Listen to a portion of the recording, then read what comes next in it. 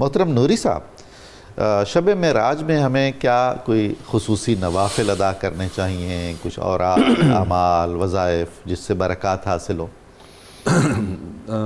قبلہ ڈاکٹر صاحب، اس میں کوئی شک نہیں ہے کہ اللہ رب العالمین نے یہ جو نظام قدرت بنایا ہے اس میں بعض ہستیوں کو ممتاز کیا، اس میں بعض جگہوں کو ممتاز کیا، اور اسی طرح اس میں بعض اوقات کو ممتاز کیا۔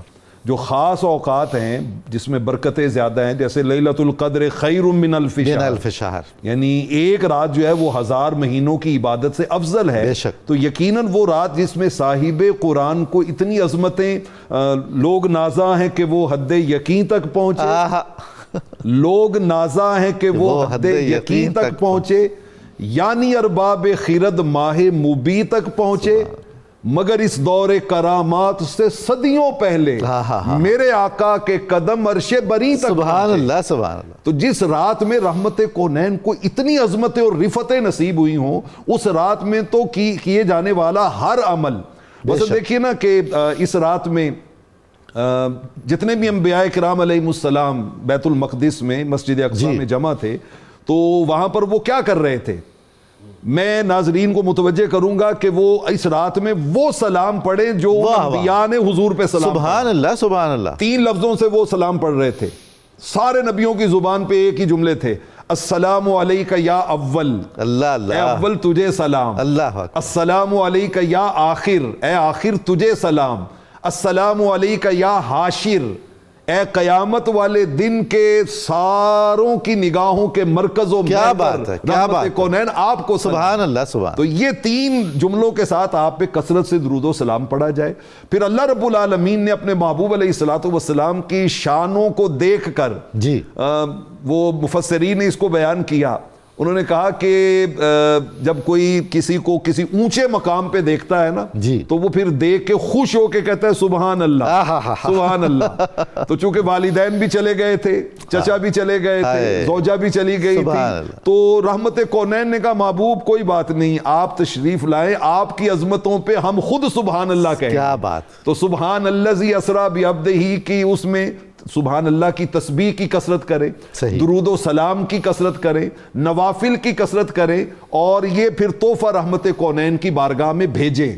جب آپ یہ تحفہ بھیجیں گے تو انشاءاللہ ادھر سے پھر من صلی علیہ مرتن صلی اللہ علیہ عشرہ، آپ ایک بار ان کی طرف کوئی تحفہ بھیجتے ہیں، اللہ جواب میں 10 بار آپ کی جھولی میں تحفے ڈال دیتا ہے۔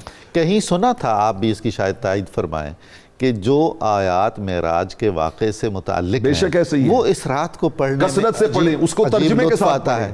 2 آیتیں سورہ اسراء کی، 18 آیتیں جو ہیں وہ سورہ نجم کی، سورہ نجم کی، اور اس کو تو بار بار پڑھیں، اس کو بار بار پڑھیں، دیکھیں کہ کیا کیف اور کیا سرور۔ سبحان اللہ سبحان۔ اچھا مجھے آپ اگر اجازت دیں میں ایک مسند بزار کی روایت یہاں پہ رکھنا چاہتا ہوں۔ ضرور۔ مسند بزار میں ایک روایت آئی ہے، رحمت کونین صلی اللہ علیہ وسلم ایک وادی میں داخل ہوئے جہاں پہ خوشبو سے وہ وادی مہک رہی تھی، اور جو اس خوشبو میں ایک آواز بڑی میٹھی مدھر اور شیریں کانوں میں پڑ رہی تھی۔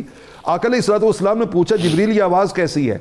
تو سیدنا جبریل امین نے عرض کی یا رسول اللہ یہ جنت اللہ سے باتیں کر رہی ہے۔ اچھا، تو آپ نے فرمایا اچھا میں بھی تو سنوں جنت کیا کہہ رہی ہے۔ سبحان اللہ۔ تو میں صرف وہ لفظ سنانا چاہتا ہوں کہ جنت کیا کہہ رہی تھی۔